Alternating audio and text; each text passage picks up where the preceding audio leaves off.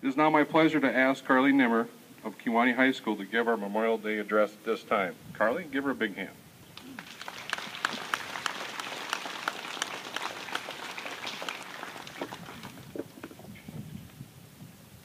America, the land of the free and the home of the brave. As American citizens, we have so many great opportunities laid out in front of us for room to grow as individuals and live the life that we have always imagined.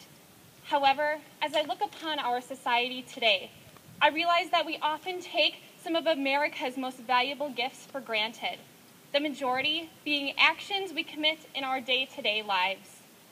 We sometimes forget what our fallen soldiers had to go through in order to provide us with the lifestyle we live today, whether it's going for a morning jog, dressing in the latest trends, attending church on Sunday mornings, or driving down the road knowing full well that we are safe and sound in our communities. In so many other countries across the world, citizens are forced to conform to governmental standards by following certain expectations and guidelines.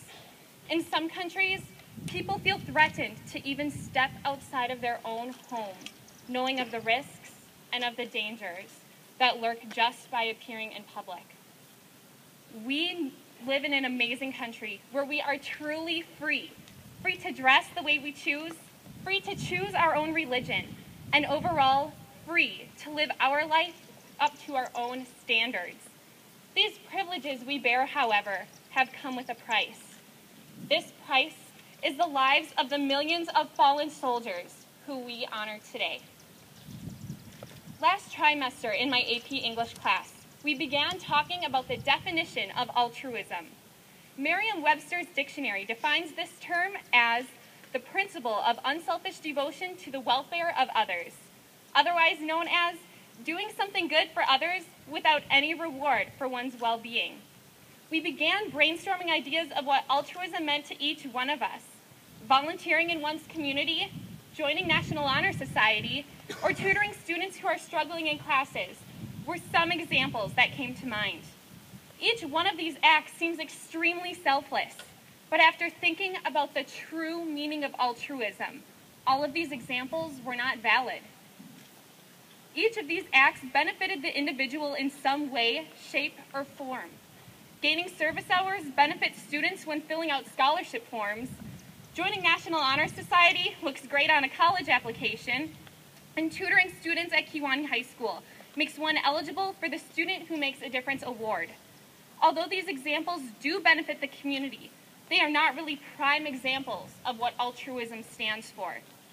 My teacher then began talking about what she believed to be the only example she could think of for altruism. It didn't have to do with community service or sharing with a neighbor. No, the true meaning of altruism, she explained, is that of risking one's life to save friends, neighbors, and complete strangers, just as these veterans and service members have done for us. Ladies and gentlemen, the veterans you see standing before you today and the names which are about to be called out in remembrance of the fallen service members who have served on treacherous battlefields throughout the years is our reminder of why we should be forever grateful to call the United States of America our home. On this Memorial Day, I challenge you to count your blessings and cherish every amazing aspect of your life. Whether it's waving to a neighbor while tending to your garden, going for a walk down the street, or having the privilege of receiving an education. We owe all of these wonderful freedoms in our lives to the brave servicemen and women who have shown altruism and put their lives on the line in order to make our country a better place to live, work, and raise a family. It is because of the courageous acts these heroes have demonstrated that we will be able to lead America into many generations to come.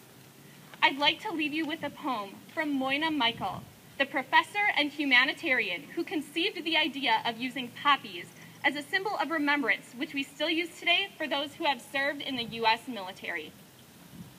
We cherish, too, the poppy red that grows on fields where valor led. It seems to signal to the skies that blood of heroes never dies. Be thankful for what these courageous heroes have done for us and for our country. Without their heroic acts, we would not be able to stand here today as American citizens and be free to accomplish every goal we put our mind to. May God bless you and your family, and may God continue to bless our servicemen and women and the United States of America. Thank you.